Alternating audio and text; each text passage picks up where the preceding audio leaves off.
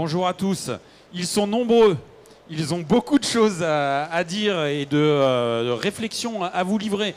Donc je ne vais pas monopoliser la parole. Je vais tout bonnement me contenter de lire le titre de cette intervention. Quantifier l'incertitude. Une table ronde montée par l'OCAD sur la prévision planification pour la supply chain ou une supply chain moderne avec Maison du Monde et Escapeit. Messieurs, vous êtes nombreux. Je vais d'ailleurs vous laisser la main pour vous présenter et pour entamer ce témoignage de 45 minutes. Merci beaucoup. Bonjour à tous, je m'appelle Kevin Baumann, je suis Lead Supply Chain Scientist chez l'OCAD et aujourd'hui j'ai le plaisir d'animer cette table ronde en compagnie de Christophe Lapôtre, Sébastien Roux, Bertrand Renaud et Johannes Vermorel. Christophe est directeur exécutif omnicanal chez Maison du Monde. Sébastien est directeur des opérations et projets également chez Maison du Monde. Bertrand est Chief Supply Chain Officer chez Escapeit et a passé près de 20 ans à la FNAC. Et Johannes est PDG et fondateur de la société l'OCAD. Donc comme ça a été mentionné, le thème de notre discussion aujourd'hui, c'est quantifier l'incertitude, prévision, planification pour une supply chain moderne avec l'OCAD, Maison du Monde et Escapeit. Et aujourd'hui, on a la chance d'avoir des intervenants, des experts qui proviennent de secteurs assez différents du commerce retail. Donc je vais commencer par leur poser quelques questions, après quoi on prendra un temps d'échange avec le public, si le public a également des questions à poser à nos intervenants.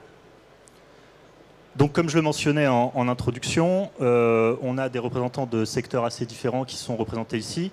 Et avant qu'on commence à parler de planification et de prévision, il faut qu'on identifie correctement les problématiques et les enjeux qu'on va chercher à résoudre.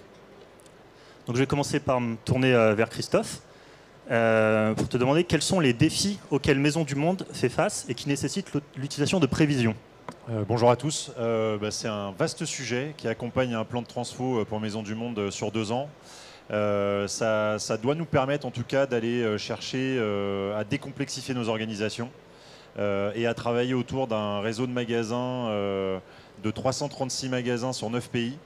Donc d'avoir cette intention de poser la prévision, c'est un enjeu fondamental pour répondre à un enjeu de satisfaction de nos clients, de performance, puisqu'aujourd'hui le plan embarque une dimension de décentralisation qui amène, je dirais, une touche Think Global Act Local, être vraiment encore plus précis sur notre système de prévision au magasin. Et c'est vrai qu'aujourd'hui on avait des limites aux outils, aux organisations actuelles. Donc la prévision, elle est plus qu'importante dans le plan de transfo qu'on mène à horizon 2 ans. Dans un modèle très volumique, parce que 336 magasins, site internet qui fonctionne à grande vitesse, on a besoin de pouvoir projeter finalement beaucoup plus finement et de reprendre toute la chaîne de valeur, parce que c'est aussi à la fois le bon stock au bon endroit, mais c'est de remonter la chaîne avec l'OCAD dans les semaines qui viennent. Très bien. Bertrand, est-ce que les problèmes dont Christophe vient de parler te semblent familiers chez Escapeit? Alors, oui, tout à fait. Déjà, peut-être pour donner un peu de contexte avant, Escapeit, c'est 320 magasins entre l'Espagne et le Portugal. Et une page comme e-commerce web également qui représente une bonne part de marché. Donc les problématiques, pour entrer directement dans le vif du sujet, en termes de prévision, on doit tout simplement prendre quasiment 2 millions de décisions par jour. En fonction des assortiments magasins et du nombre de magasins qu'on a entre l'Espagne et le Portugal. Donc effectivement, une prévision de la demande est forcément nécessaire, d'autant plus si les capacités logistiques sont d'une certaine manière flexibles, mais pas tant qu'on voudrait d'une certaine manière. Donc pour autant, il faut être capable également de prendre en compte cette dimension de coût et de capacité logistique pour essayer de délivrer à nos magasins les meilleurs produits au meilleur moment. Donc, Christophe parlait du nombre de magasins dans le réseau. Bertrand, tu parlais du nombre de décisions à prendre tous les jours. Et effectivement, si je vous dis que plus le catalogue est vaste, plus le réseau est vaste, plus les problèmes de planification et de prévision deviennent complexes. Donc, pour étayer un petit peu, Sébastien, est-ce que tu peux revenir sur l'ampleur de vos opérations chez Maison du Monde? On a parlé du réseau de magasins, mais aussi en termes de catalogue, de plateformes en ligne, d'entrepôts, toutes ces choses-là. Bonjour à tous. Alors, pour donner un peu plus de détails, Christophe l'a dit, tu l'as répété, c'est 336 magasins, 2 entrepôts en France essentiellement. On travaille sur 3 activités différentes avec des lead times très différents. Les 3 activités sont la petite décoration, la grande décoration et le meuble. On est sur des temps qui sont du simple au double, voire au triple pour ces activités-là.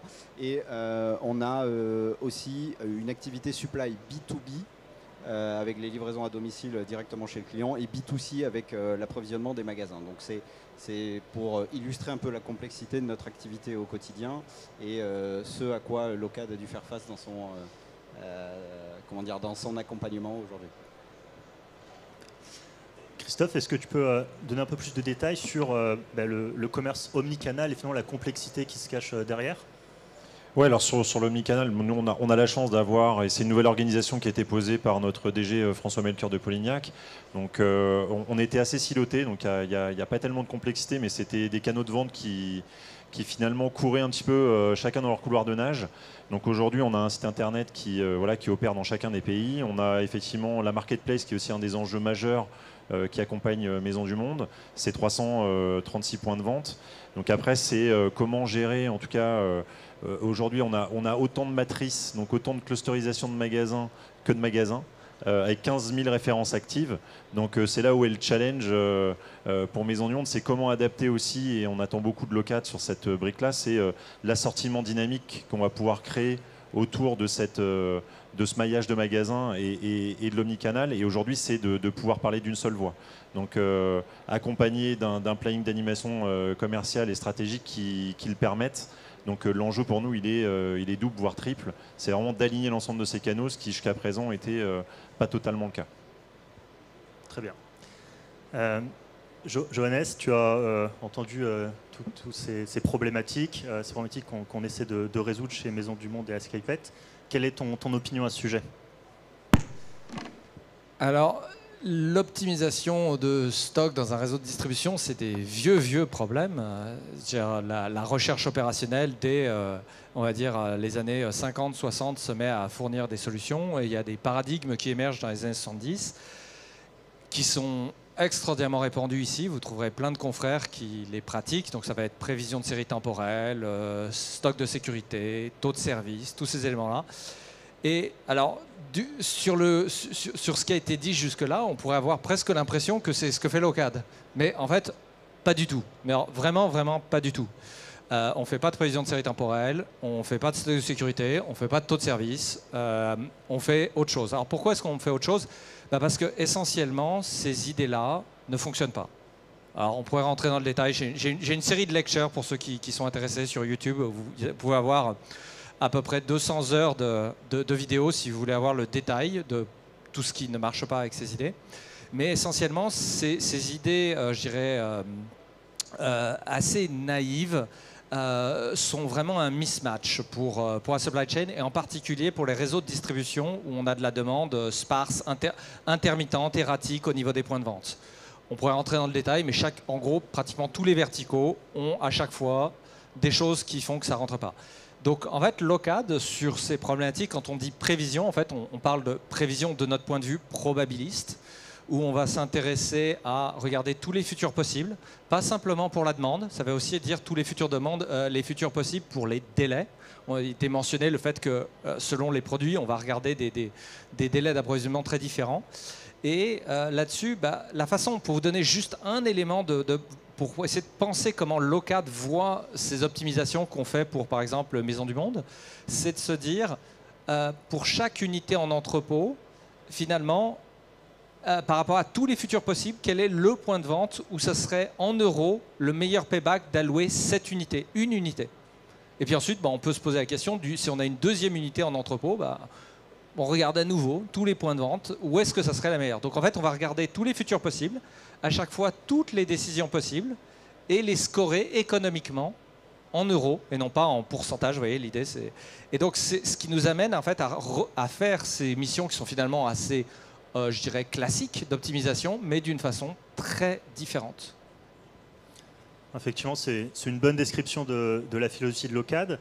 Moi, ce qui m'intéresse aussi, c'est de savoir comment les entreprises ont découvert cette philosophie et quel était leur parcours pour arriver jusque-là. Sébastien, quelles pratiques vous utilisiez avant chez Maisons du Monde pour résoudre les problèmes que vous avez mentionnés ? Alors, on était dans un modèle très centralisé avec des équipes expertes, presque monotâches, avec des outils un peu anciens qu'on commençait à tordre un petit peu dans tous les sens et qui n'étaient pas forcément adaptés à la prévision et à l'anticipation. Ensuite, on avait dans cette organisation très centralisée beaucoup de comités. Aujourd'hui, on avait vraiment le souhait, avec l'embarquement de l'OCAD, de simplifier et fluidifier un peu tout ça. Et puis c'était une vraie volonté et attente de la part des équipes. Ça faisait des années qu'elles le demandaient. C'est des millions d'opérations chez nous et l'entreprise s'est développée très vite. Et forcément, à un moment dans l'organisation, on ne s'est pas adapté aussi vite qu'il aurait fallu. Donc là, on est en train de rattraper le retard. Et aujourd'hui, les équipes sont vachement embarquées. Et donc, les orientations qui ont été prises semblent être les bonnes. En tout cas, on a tous les voyants qui sont au vert. Bertrand, tu as passé quasiment 20 ans à la FNAC. Est-ce que tu as des leçons à nous partager de ton expérience, des différentes recettes ou pratiques que tu as appliquées en supply chain? Oui, alors déjà, je crois qu'il n'y a pas de formule magique, ça c'est clair. Je crois que le degré de maturité, on va conforme on avance, on commence à comprendre quelles règles il faut appliquer. À un moment donné, on a vécu l'industrialisation de l'approvisionnement, c'est-à-dire que d'une certaine manière, on a commencé à appliquer des moyennes à un maillage qui n'était pas tellement très fin en termes de couverture, en termes de stock de protection, ce dont on a parlé avant, des stocks mini qu'on avait en magasin, qui n'ont pas forcément dans certains cas à voir avec des règles de merchant. Donc j'aurais tendance à dire qu'à un moment donné, on a été sur l'industrialisation pour traiter toute cette quantité de données d'une certaine manière. Et au fur et à mesure, on commence à apprendre en fonction des erreurs qu'on commet en termes de prévision de la demande, d'autant plus que, alors je mélange peut-être les concepts, mais le working capital est de plus en plus important, donc d'autant plus les marges de manœuvre sont de plus en plus courtes. Donc d'une certaine manière, avec cet apprentissage, on se rend compte qu'on commence à faire de plus en plus du costume. Pardon, excusez-moi, j'ai du mal à m'exprimer en français. Avant, je parlais bien une langue, maintenant, j'en parle mal deux. Et donc, parfois, d'un point de vue technique, j'ai du mal à trouver mes mots. Cette costume qu'on faisait sur mesure, d'une certaine manière, avant, qu'il y avait 4-5 tailles qui devaient aller, par exemple, par tous les clusters de magasins. Aujourd'hui, ce qu'on recherche à faire avec de l'apprentissage, c'est de commencer à faire un costume pour chaque taille de magasin, pour vraiment adapter la demande à la nécessité du client, qui est vraiment celui, d'une certaine manière, c'est celui qu'il faut écouter. C'est-à-dire que c'est lui qui nous donne les inputs et qui nous dit quelque part si une ref doit être en magasin et si cette ref doit être en magasin, en quelle quantité doit l'être. Donc je pense qu'on est parti d'une certaine industrialisation et on revient en arrière d'une certaine manière en prenant tous les cas d'une manière particulière, en prenant, comme je vous l'ai dit en introduction, il faut vraiment prendre quasiment, dans notre cas, 2 millions de décisions par jour. Jonas, tu viens d'entendre ces deux exemples, ces deux histoires. Je pense qu'on a entendu beaucoup d'autres similaires auparavant. Qu'est-ce qui te vient à l'esprit? Qu'est-ce que tu as à dire sur ce que tu viens d'entendre? Pour supporter un peu la proposition que j'ai faite, que en gros des théories un peu classiques supply chain fonctionnent très très mal, la plupart de mes confrères approchent ces sujets, ces problèmes, en mettant des erreurs et des exceptions, des alertes et des exceptions absolument partout. Vous êtes censé avoir quelque chose qui robotise votre supply chain et ça va produire des dizaines de milliers d'exceptions par jour, partout où la recette numérique ne fonctionne pas et on demande à un humain d'arriver et d'appliquer le correctif manuel. Donc en gros, on utilise des humains comme des... le système supply chain utilise des opérateurs comme des coprocesseurs humains. Vous voyez, vous avez le processeur informatique et puis vous avez le coprocesseur humain qui est là pour, on va dire, mettre du sparadrap partout où ça ne fonctionne pas. Ma vision à moi, c'est que si par exemple, si on prend un problème d'assortiment magasin, si on sait vraiment expliquer comment on doit résoudre ce problème, c'est-à-dire comment est-ce qu'on va faire ce choix, dans ce cas-là, si on a une vraie compréhension, on peut le coder. Si on peut le coder, on peut, dans ce cas-là, coder cette recette numérique et la faire tourner pour chacun des magasins. Donc à chaque fois que finalement on doit repasser par la case opérateur, c'est que finalement on ne s'est pas vraiment posé la question de comment on est en train de résoudre ce problème en vrai. Et la réponse de une fois que je serai face au problème, je prendrai une décision, c'est pas une vraie réponse. C'est juste on est en train de dire que quelqu'un prendra une décision un peu au hasard tout en ne sachant pas la justifier au moment où il sera face à ce problème. Donc la vision de Locad, c'est de robotiser complètement ces décisions, pas avec une AI sorti de nulle part qui serait censé avoir un niveau de compréhension supérieur, mais au contraire avec des gens comme Kevin. Alors Kevin, c'est pas vraiment présenté dans le détail, mais il fait partie de l'affaire des gens qui sont chez nous des supply chain scientists, c'est-à-dire des gens qui vont dialoguer avec le client, comprendre le détail de ce qu'ils veulent faire au niveau stratégique et simplement avoir le tour de main, c'est un tour de main, pour pouvoir traduire ces visions stratégiques qui sont exprimées de façon, je dirais, à haut niveau, en une recette numérique qu'on peut faire tourner à très grande échelle. Et ça c'est le tour de main des supply chain scientists, mais fondamentalement, l'output, c'est de mécaniser. Et que une bonne mécanisation, c'est quelque chose qui marche sans qu'on ait du chaos à devoir gérer manuellement en continu, ce qui est pour moi une démonstration de mauvaise méthode numérique, quelle que soit la méthode numérique en question. Effectivement, on va maintenant parler un peu plus en détail de la philosophie de la quantitative supply chain de Locad. Sébastien, comment s'est déroulé le parcours chez Maison du Monde jusqu'à présent? Quels détails est-ce que tu peux nous partager? Alors, depuis maintenant 5 mois qu'on travaille ensemble depuis l'appel d'offres, on est sur un partenariat assez riche et une vraie présence de Locad auprès des équipes. On est en recettage final, donc en fait on a des points réguliers et donc on a toujours un interlocuteur, que ce soit sur la partie technique, mais aussi sur l'évolution du métier et des réflexes, puisqu'on parle de ça quand même, ça engage un changement profond dans les organisations. Donc ça se passe très bien. On est, aujourd'hui, on trouve Locad très supportif. À des questions compliquées, les réponses sont simples. Voilà. Donc j'ai pas grand-chose à ajouter, mais on est plutôt satisfait et on va vers une collaboration hyper fluide et hyper résiliente et efficace, en tout cas. Très bien. Et Christophe, comment tu dirais que s'est passée la gestion du changement chez Maison du Monde? Pour le coup, ça se passe plutôt bien. On en a parlé au début, mais on avait des outils obsolètes, des organisations qui ne suivaient plus le rythme du plan de transfo. Aujourd'hui, ça va radicalement changer la vie de nos équipes. Pour se donner un ordre d'idée, dans les équipes de Sébastien, c'est 16 personnes qui passaient 80% de leur temps à cruncher de la data, difficilement appréhendable à la décision. L'objectif, c'est de transformer ces store planners en business analysts et d'avoir une gestion, je dirais, régionalisée, de remettre du contact avec les équipes en magasin. Moi, mon plus grand rêve, en tant que commerçant, c'est qu'on ait le moins de questions possible de nos équipes. Aujourd'hui, la main se lève régulièrement pour dire « il me manque ça, j'ai le sentiment de ne pas aller chercher le potentiel de chiffre de mon magasin ». L'objectif demain, c'est que ces mains se baissent et que les coups de téléphone dans les équipes de Sébastien s'arrêtent le plus possible. Donc c'est un gros changement, c'est extrêmement attendu. Comme dans toute courbe de changement, il y a quand même une part, non pas d'inquiétude, mais on va passer à un nouvel outil, c'est un nouveau front, il faut que je m'y habitue. Finalement, je passais 80% de mon temps à faire une action qui va s'arrêter pour prendre des décisions. Donc il y a aussi, je dirais, l'acte de responsabilisation qui vient au devant de la scène.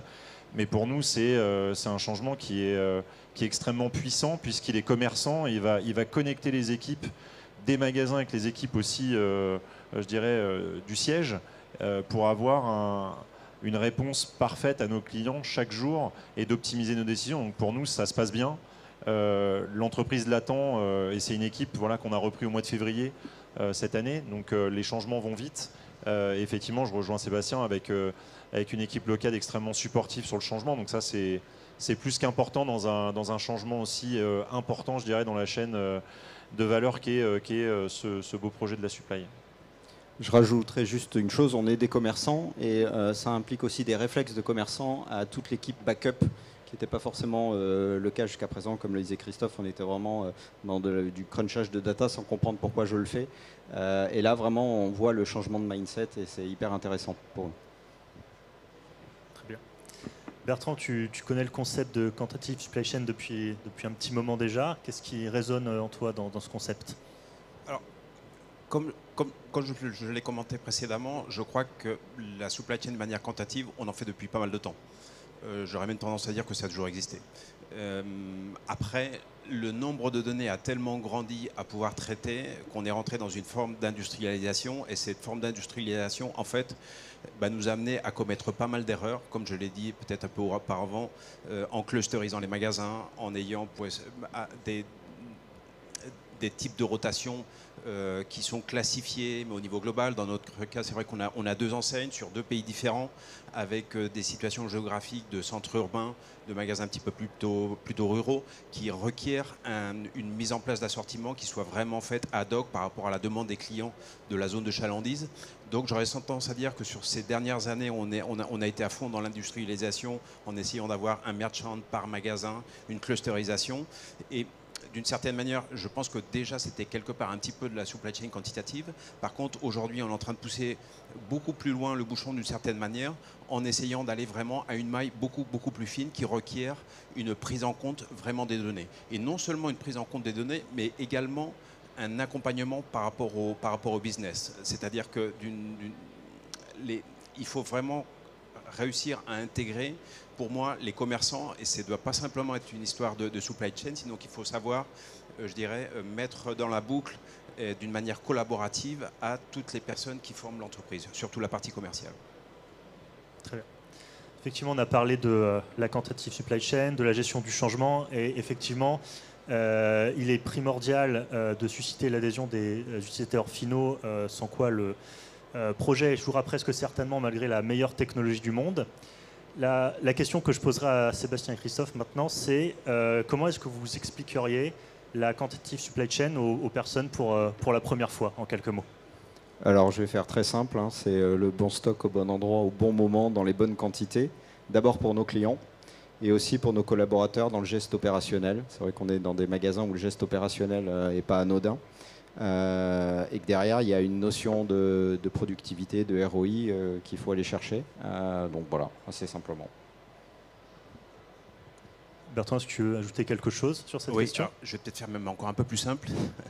Tout simplement en posant des questions et en écoutant nos clients. Alors ça peut paraître peut-être un peu basique.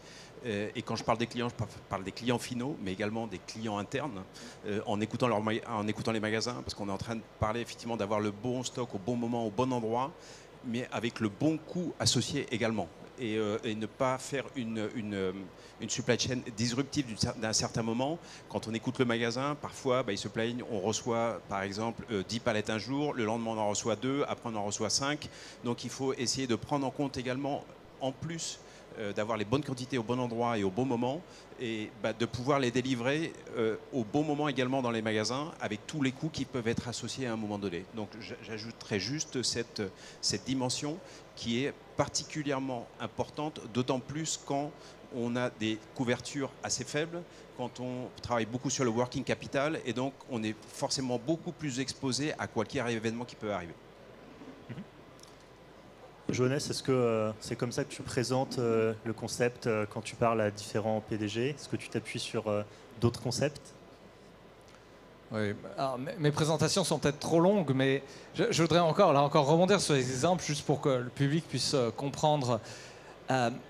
Sur la question de, j'embrasse ça complètement, de dire on veut vraiment servir le client, être en adéquation avec ce qu'il demande. Je dirais très bien. Et j'invite le public à réfléchir un petit peu. Vous êtes tous à peu près probablement ici familiers avec ces théories classiques de la supply chain. Je reprends, vous voyez, prévision série temporelle, stock de sécurité, taux de service, etc. Et ben, si on reprend un exemple super basique de Maison du Monde, pour la plupart d'entre vous qui sont allés dans un magasin Maison du Monde, vous allez voir qu'il y a les produits, ils ont plusieurs rôles. Il y a des produits qui sont là pour être vendus, mais il y en a aussi des produits qui sont là pour faire vendre, pour que le point de vente il soit chaleureux, appétissant en fait. Si vous êtes sur une vision de série temporelle, l'idée qu'un produit serve à faire vendre d'autres produits, c'est mathématiquement pas possible, ça rentre pas dans le formalisme. Voyez. Et donc là, une des raisons pour lesquelles les approches de l'OCAD semblent souvent assez atypiques, c'est que des choses qui semblent finalement assez simples et assez évidentes de eh ben, on va essayer d'adhérer à la perception du client. En fait, il faut pour faire ça juste accepter de ne pas mettre des formalismes idiots qui ne peuvent même pas exprimer des choses extrêmement simples du style le client il a envie d'avoir une ambiance très chaleureuse et de pouvoir ensuite repartir avec les articles qui l'intéressent. Mais vous voyez, c'est une petite nuance, mais j'invite l'audience, réfléchissez bien, vous ne pouvez pas faire ça avec des séries temporelles. Donc si vous avez un logiciel qui a décidé que on va dire au début, au milieu et à la fin, vous voyez, bout en bout, les séries temporelles, ce serait l'alpha et l'oméga, bah, ça va juste pas marcher en fait. Et c'est mécanique. Merci. Un des derniers points, donc aujourd'hui, il y a beaucoup d'engouement autour de l'intelligence artificielle dans la supply chain et l'OCAD se veut pionnier en la matière. Mais pour nous, un des aspects les plus importants, c'est aussi la relation de travail entre le client et le supply chain scientist. Sébastien, tu en as dit quelques mots tout à l'heure à ce sujet. Est-ce que tu veux partager plus de détails, ou Christophe d'ailleurs? Alors sur l'IA, on a beaucoup d'attentes et cet outil est pour nous l'opportunité de créer une relation simple et beaucoup plus courte entre le client final et la partie supply back-office. Aujourd'hui, on était sur des modèles de probabilité assez complexes.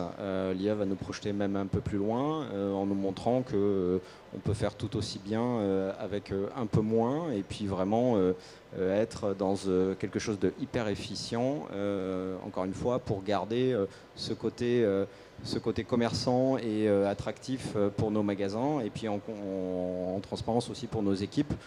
Parce que c'est censé aussi fluidifier leur travail au quotidien pour passer toujours plus de clients toujours plus de temps avec le client et au service d'une expérience sans couture. Très bien. Bon, notre table ronde va bientôt toucher à sa fin, donc je vais poser une dernière question à chacun de nos intervenants en guise de conclusion. Christophe, quelles sont les prochaines étapes pour la supply chain chez Maisons du Monde? On est en pleine discussion justement. Il y a la volonté déjà d'aller au bout d'une première brique qui est cet approvisionnement aval. Donc là, on finalise les phases de recettage. Donc phase de test en mode réel très prochainement et puis une extension à l'ensemble des périmètres tout début d'année. Donc ça, c'est vraiment la première brique qui doit accompagner aussi le plan de transfo. Donc on est un peu dans le même objectif de décentraliser, approcher des roadmaps par pays, donc vraiment d'aller chercher le client spécifique là où il se trouve avec différents concepts, et différents plans stratégiques par pays. Donc ça, c'est un des gros enjeux. Et plus largement, la deuxième partie, ce sera d'aller chercher dans la chaîne de valeur avec l'OCAD et l'amont et l'aval, et d'activer d'autres briques. Donc on se parle en ce moment de l'importance d'adresser aussi le pricing avec l'OCAD. Donc comment on peut finalement adresser ce combat qui est un combat extrêmement puissant en plus dans notre domaine actuellement. L'assortiment dynamique, donc le bon stock au bon endroit, mais de pouvoir aussi générer je dirais le bon sizing de référentiel. On a quand même 15 000 références actives chez Maisons du Monde en dehors de la marketplace. Donc comment finalement entraîner le meilleur référentiel possible tout au long de la vie du magasin, toute l'année. Et puis plus largement remonter encore plus la chaîne en amont, aller jusqu'aux achats.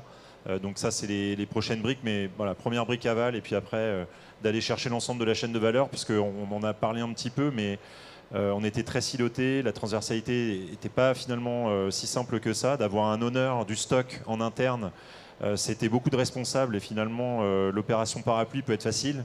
Donc c'est aussi l'ambition de pouvoir mettre tous les interlocuteurs, tous les acteurs sous le même toit dans ce long combat. Et comme tu l'as souligné aussi, dans la gestion du cash, on est sur un des actifs les plus précieux de l'entreprise. Donc c'est remonter cette chaîne de valeur le plus rapidement possible. Très bien. Sébastien, est-ce que tu vas ajouter quelque chose sur la façon dont l'OCAD vous accompagnera dans ces transformations et ces différentes étapes? On compte sur une collaboration qui continue d'être aussi efficace et présente et qui passera aussi par un accompagnement au-delà de à distance de présentiel avec nous pour embarquer ce nouveau outil sur l'assortiment et puis pourquoi pas les briques complémentaires. Voilà, on est en tout cas très content jusqu'à présent et on vous trouve très supportif, donc ça nous va bien. Merci beaucoup, plaisir partagé. Bertrand, qu'est-ce que réserve 2025 pour la supply chain d'SkyPet? Alors, dans un premier temps, bien évidemment, l'amélioration continue. Et je soulignerai peut-être 2 autres points. Le premier point, c'est la gestion de la promo, qui nous donne encore pas mal de maux de tête. On parle à peu près, pour se faire une idée, 40% de nos ventes sont à peu près axées sur la vente promo, tant en magasin comme e-commerce. Et c'est encore une gestion de la demande qu'on a du mal à prendre en compte et qu'on travaille encore aujourd'hui d'ailleurs avec de l'Excel. Donc on a vraiment besoin de travailler sur ce point car c'est un impact assez important sur le stock et sur les ventes. Et le troisième point, l'ouverture d'une plateforme au Portugal. On est donc en train de travailler aujourd'hui sur l'offre qu'on doit stocker localement pour donner service aux points de vente du Portugal. Parfait. Ben, merci beaucoup, merci à tous. Christophe, Sébastien, Bertrand, Johannes, c'était vraiment un plaisir de discuter avec vous aujourd'hui. On va maintenant passer aux questions du public. Donc vous pouvez vous manifester, poser votre question et surtout nous dire si vous interrogez le panel en général ou quelqu'un en particulier. Alors, cette présentation stimulante va-t-elle stimuler des questions de votre part? C'est vrai qu'il y a quand même voilà, des choses qui ont été remises en cause par Johannes notamment, alors que vous soyez senti attaqué dans vos pratiques, dans vos outils, que ça soit pour défendre votre vision ou autre, n'hésitez pas à poser des questions. C'est peut-être moi, alors que je suis peut-être le moins concerné, puisque je ne suis pas un praticien, mais à un moment, dans votre première intervention, vous avez évoqué, Johannes, après avoir démonté les indicateurs traditionnels, fait valoir l'idée de profitabilité, parce que quelque part, il y a quand même cette idée dans l'activité des entreprises. Est-ce que vous pouvez revenir sur ce point et la façon dont ça peut irriguer plus fondamentalement la façon de fonctionner et d'envisager l'activité de la supply chain? Alors, la vision classique de supply chain, ça optimise des pourcentages. Une histoire de taux de service, c'est en gros, et la grande illusion, c'est que ces pourcentages n'ont aucune corrélation avec le retour sur investissement que vous pouvez avoir de rien du tout. Donc à chaque fois que vous voyez des pourcentages, c'est extrêmement satisfaisant parce qu'avec des pourcentages, personne ne prend aucun risque. Vous voyez, en gros, c'est complètement opaque, ça permet aux bureaucraties de se développer. Il y a des pourcentages qui montent, il y a des pourcentages qui baissent. Voilà. C'est très pratique si jamais vous voulez avoir une bonne bureaucratie bien planquée dans une grande entreprise. Vous mettez des KPI dans tous les sens à base de pourcentage et vous êtes certain qu'il n'y aura jamais aucun retour sur investissement et que quand bien même vous perdriez beaucoup d'argent, personne n'y voit rien. Alors, Locad, nous, on financiarise tout. Mais ce n'est pas tellement qu'on est des financiers, c'est plutôt que les supply chains sont très complexes. Il y a beaucoup de forces en présence. Vous voyez, il y a le coût de les stocks, le coût de la rupture, le coût du transport, les MOQ, le fait qu'on a des price breaks. Si on achète plus, on peut l'avoir moins cher en coût unitaire. Si jamais je décide de faire expédier par avion, ça coûte plus cher, mais ça arrive plus vite. Il y a le coût du capital, combien de temps je vais devoir garder le stock sous la main, etc. Donc on se retrouve avec beaucoup d'éléments. Et la seule façon d'arriver à un peu équilibrer tous ces éléments, nous, c'est notre recette, c'est notre constat, c'est qu'il faut tout mettre en euros. Alors ça ne veut pas dire d'avoir une vision financiarisée, naïve, idiote, court-termiste, où on fait des grosses bêtises parce qu'on regarde un mois en avant au lieu de regarder 3 ans en avant. Le coût, par exemple, de la relation avec un client, quand on a une marque qui est comme les Maisons du Monde, qui est très appréciée, c'est quelque chose qui se construit sur des décennies. Donc il faut regarder loin en avant. C'est-à-dire que les indicateurs financiers, il faut qu'ils soient bien pensés et long-termistes, je dirais. Mais il n'empêche que, in fine, il faut arriver à mettre tout en euros pour arriver à équilibrer tout ça. Et c'est ce que fait Locad. Et l'élément un peu surprenant, c'est que ça dynamite un peu tous ces indicateurs classiques très tièdes qui sont à base de pourcentage, où en fait, c'est pourcentage contre pourcentage, et puis personne n'a aucune opinion sur rien, en vrai. Voilà. Justement, du coup, je me tourne vers vos clients. Ça fait partie clairement de l'attrait initial dans le choix de travailler. Quand on entame un plan de transformation, ça fait partie de l'attrait initial. Oui, puis ce qu'on a beaucoup apprécié, nous, c'est de ne pas se noyer finalement dans des moyennes, ce qui est un peu notre prisme premier. Ce qu'on a beaucoup aimé avec le CAD, c'est qu'on va chercher des exemples très précis à la référence et on remonte finalement la problématique. Donc je peux prendre un exemple bête. J'ai un magasin qui a une série de vases. Il a vendu une fois ce vase-là, mais on lui a renvoyé 7-8 fois sans avoir finalement la compréhension pure. Le CAD nous amène à comprendre, en remontant la chaîne de valeur, pourquoi on aurait dû en envoyer peut-être que 2 et pourquoi l'erreur de ce 7 ou 8. Donc nous, ce qui nous a plu, c'est d'aller profondément, je dirais, gommer et comprendre et agir en conséquence sur ce fameux exemple que je peux vous donner. Donc ça, c'est... dans ce que l'OCAD nous a amené, c'est effectivement décomplexifier l'approche, travailler sur des cas concrets, les expliquer, et derrière, cette logique amène forcément une dimension héroïste de toute façon par nature. Donc ça, c'était un des points clés. Quand on a lancé l'appel d'offres, c'est ce qui nous a le plus parlé, c'est effectivement d'être simple, efficace et de le rendre tangible pour 100% de nos collaborateurs. On en parlait beaucoup avec notre DG, un vendeur doit comprendre ce qui se passe, d'avoir des moyennes, effectivement une complexité de données qui ne nous permet pas de comprendre la réalité du terrain. On reste dans un univers simple, on a des clients, on ouvre des magasins, on vend, il faut qu'on puisse comprendre parfaitement tous les flux qui s'opèrent. Donc c'est ce qui nous a beaucoup plu, simplifier l'approche et remonter des cas de figure très concrets en allant à la référence plus qu'à la moyenne de notre métier. Alors je vais rebondir sous forme de boutade. Peut-être que le vase en question, le premier, il était cassé. Et ça, justement, ça fait partie des enjeux alors c'est pas du codage, mais de la traduction, et vous l'avez évoqué, de la traduction de la réalité du terrain dans les outils. Et quand vous vous êtes tourné vers Kevin pour illustrer la façon dont ce rôle de supply chain scientist, il est dans une traduction de la réalité. Mais est-ce que, Kevin, vous pouvez entrer un petit peu plus en détail sur la nature de votre rôle? Oui, exactement. Alors, l'exemple du vase cassé, c'est pas quelque chose qui existe dans les règles de Maison du Monde, mais effectivement, on a quand même une certaine compréhension des produits à avoir et de ce qu'ils représentent en termes d'opportunités économiques et de coûts. Si je donne 2 exemples assez simples, par exemple, une assiette, ça prend pas beaucoup de place. On a plutôt envie de les vendre par 6 et pas par 1 parce que les personnes achètent des services entiers. Et on va avoir envie, même si le stock paraît peut-être un peu élevé au vu des prévisions, d'avoir toujours au moins des lots de 6 présents. Une pile d'assiettes. Une pile d'assiettes, exactement. À l'inverse, un miroir, quelque chose d'assez volumineux, on a peut-être un bon potentiel de vente et en mettant 2 ou 3, on peut tenir 4 semaines, ce qui n'est pas quelque chose d'ordre de propos. En revanche, le volume que ça prend en magasin induit un certain coût logistique, un certain coût de stockage, ça prend la place d'autres types de produits. Et on n'a pas forcément envie d'aller chercher aussi loin pour des produits de ce type, puisque il nous coûte plus à stocker, que ce soit d'un point de vue financier ou même tout simplement l'espace disponible. Ça se casse aussi, les assiettes et les miroirs. Et ça se casse aussi. J'en reste là sur cet exemple. Et surtout, il y a une question du côté de la salle. Oui, merci pour la présentation. Du coup, j'ai 2 questions. Une pour Christophe, Sébastien et Bertrand.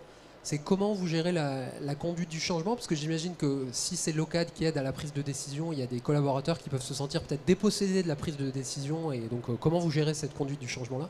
Et puis une question pour l'OCAD, c'est sur le modèle économique, en fait. Du coup, comment vous approchez le sujet? Parce que je comprends qu'il y a une partie service et logiciel. Comment vous vous positionnez pour accompagner vos clients sur ce sujet-là, du modèle économique sous-jacent? Merci. Alors, sur la partie collaborateur, aujourd'hui, effectivement, on pourrait se poser la question de se dire que les équipes sont dépossédées. Alors, pas du tout, justement. Elles ont plus de temps pour comprendre et analyser la proposition de l'OCAD. Elles ont des moyens d'action où elles peuvent jouer sur les curseurs. Et justement, on est aussi dans du machine learning, c'est-à-dire qu'on est en train de toucher un peu l'outil pour qu'il apprenne un peu nos logiques d'accélération, de décélération. On parle de localisation de l'offre, c'est aussi, on se dit qu'on ne consomme pas de la même façon dans le sud de la France que dans le nord et pas les mêmes produits. Donc justement, on a sectorisé nos équipes de business analysts en fonction des secteurs pour pouvoir justement répondre au mieux à la demande en local et pouvoir jouer et faire varier l'outil sur les écarts qu'on peut constater. Et justement dans leur métier aujourd'hui, au lieu de passer énormément de temps à manipuler de la data, manipuler des tableaux, des pourcentages, des dashboards, des machins, des trucs, elles sont plus dans de l'intelligence humaine dans ce qu'elles poussent en magasin et du correctif à apporter. Et c'est ça qui est intéressant et c'est ça aussi qui leur a amené à être hyper enthousiastes dans le changement et en faire finalement des partenaires business des magasins. Avant, elles étaient dans de l'exécution pure et dure. Aujourd'hui, elles sont dans des échanges réguliers avec les magasins pour comprendre ce qu'elles ont fait la fois d'avant, pourquoi ça a fonctionné, pourquoi ça n'a pas fonctionné, et proposer des nouvelles choses. Donc elles sortent un peu de leur périmètre. Alors évidemment, ça bouscule les idées reçues, ça fait peur parce que finalement, elles sortent de leur espace de confort où quand je traite de la data et je moyennise, ça va. Mais là, comme j'ai un périmètre et qu'en plus on benchmark les périmètres dans les performances économiques qu'on peut avoir, voilà, ça les met dans une autre situation et c'est hyper intéressant pour elles. Et quand je dis elles, parce qu'il y a beaucoup de filles dans l'équipe, mais pour nous, en tout cas, c'est vachement bien parce que d'une action précise dans un endroit, on peut y voir tout de suite la valeur ajoutée qu'on a pu faire, alors que dans un système très centralisé, très moyennisé, c'est noyé dans le volume, quoi. Donc on est au début, mais pour l'instant, ça se passe hyper bien et je veux dire, elles ont été convaincues par le modèle. Alors on a encore des grandes discussions sur ce que dit Jeannès. On est toujours à vouloir se rassurer avec des tableaux, des dashboards, des moyennes, des taux de service, mais on commence un peu à aller au-delà. Mais c'est vrai qu'au début, c'était un peu perturbant. Ça l'est encore un peu. Alors, sur la question du modèle d'affaires, Locad, c'est assez simple. On fait une facturation flat, mensuelle, qui se décompose en d'un côté des coûts de plateforme cloud et de l'autre des coûts de supply chain scientist. Et ce qui est intéressant, c'est que toutes nos recettes numériques sont accessibles en termes de code aux clients. Donc ça veut dire qu'en gros, en termes de propriété, tout ce que les supply chain scientists développent va être... Donc c'est du code où il n'y a pas d'algo boîte noire, tout est accessible littéralement aux clients. Ensuite, nos clients ne sont pas forcément intéressés par le fait d'aller mettre le nez là-dedans. Et on a aussi un autre élément qu'on appelle le JPM, le Joint Procedure Manual, qui est en fait un document rédigé par les supply chain scientists qui permet la passation de relais entre un supply chain scientist et un autre. Et ce document, il documente tous les pourquoi on a codé numériquement les choses comme on l'a fait. Donc ça, en fait, ça explique le pourquoi de la modélisation. Vous voyez, la modélisation, c'est des choix par rapport à notre compréhension de la stratégie du client, mais il y a plein d'arbitraires là-dedans. Donc en fait, et si la stratégie du client évolue, la modélisation numérique adaptée évolue aussi. Et donc l'idée, c'est le client, il a à la fois le code et une documentation, non pas de que fait le code, ça il suffit de relire le code en vrai, mais une documentation de pourquoi on l'a fait comme on l'a fait. Voilà. Donc ça, tout ça dans un modèle, je dirais, SaaS, voilà. Peut-être une autre question en fond de salle là-bas. Oui, Pierre Fournac, cabinet Léon, merci pour cette présentation. Johannes, vous avez indiqué la logique de financiariser la supply chain plutôt que d'utiliser des KPI. On voit bien la financiarisation, elle est relativement facile pour le stock, le coût de transport, mais pour certains sujets, par exemple comme le coût d'une rupture en magasin, ça peut s'avérer plus compliqué. Est-ce qu'une rupture, le client peut ne rien acheter ou peut acheter un produit similaire ou peut décider de revenir dans le magasin, non? Donc comment dans ce type de situation on peut financiariser par exemple le coût d'une rupture?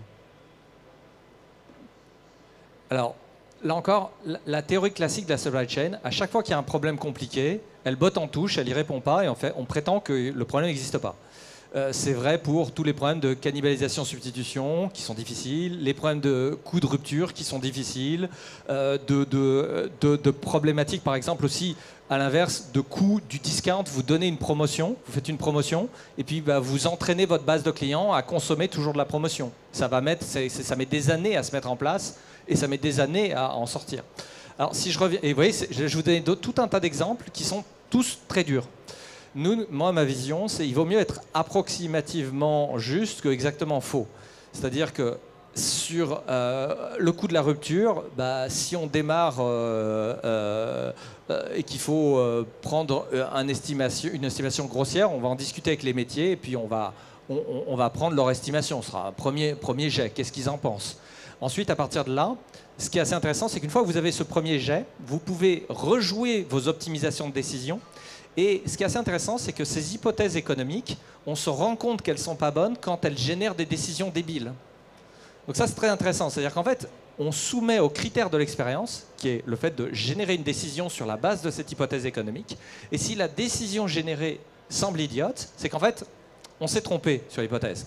Donc ça donne une boucle de retour. Ça, c'est, je dirais, au tout début. Ensuite, si on a un peu plus de temps, pour les coûts de rupture, s'il y a des cartes de fidélité, s'il y a des tickets de caisse où on peut avoir les paniers d'achat, on peut analyser statistiquement qu'est-ce qui se passe. On peut littéralement voir, est-ce que j'ai perdu des clients? Est-ce que j'ai des clients qui ont acheté moins? Mais je dirais, ça, c'est dans un deuxième temps. Généralement, mon expérience, c'est pour démarrer sur une question de coût de rupture, il faut une discussion, faire quelques rounds d'expérimentation où on génère les décisions. Ça permet de calibrer et de vérifier qu'on n'est pas complètement à l'ouest. Et une fois qu'on est en production, une fois qu'on a du temps, on fait les trucs fancy d'aller analyser du panier d'achat, de l'impact sur la loyauté, etc. C'est assez stagé. Merci. On a peut-être le temps pour une dernière question. Pas tout à fait. Du coup, je vais faire un classique. Vous êtes au finish rencontrés comment? Du moins, Locad, vous les avez rencontrés comment? C'est vrai qu'un acteur comme ça qui sort du cadre et des habitudes, on le trouve comment? Et ça vaut pour la Maison du Monde, comme Escapeit. Dans notre cas, le hasard. On a fait une prospection de marché. Ensuite, on a eu différents intervenants. Et pour moi, la solution paraît assez évidente, d'une certaine manière, d'autant plus que le scope sur lequel on allait travailler au début était assez réduit. Donc, en termes d'investissement et de CAPEX, on cherchait quelque chose d'assez léger, limité, qui nous permet de faire les choses assez rapidement. Et ça a été chose faite. Et ça s'est très bien passé. Pour le coup, de mon ancienne vie professionnelle, puisque chez Célio, Locad était présent, j'avais participé à l'époque à l'appel d'offres. Ça a été plus qu'un coup gagnant dans mon ancienne expérience. Et c'était assez naturel en venant chez Maison du Monde de pouvoir le proposer à mes copains du commerce en interne. Donc on est passé après par contre par une boucle assez naturelle d'appel d'offres et Locad s'est imposé sans coup de pouce, promis. Mais voilà, donc pour le coup, moi je l'avais déjà expérimenté et vu modifier et transformer le modèle Célio en modèle gagnant. Donc ça a été pour moi déjà une preuve par l'exemple. Eh bien, merci à tous. On arrive au bout de cette intervention, ce qui ne veut pas dire que la discussion ne peut pas se poursuivre sur le stand, notamment, je l'ai noté quelque part, c'est juste à l'entrée devant le vestiaire. Voilà, exactement. Je l'ai vu. C'est une bonne indication qui n'est pas exprimée sous forme d'allées et de numéros, mais c'est en tout cas d'un point de vue pratique, c'est à l'entrée. Merci à tous.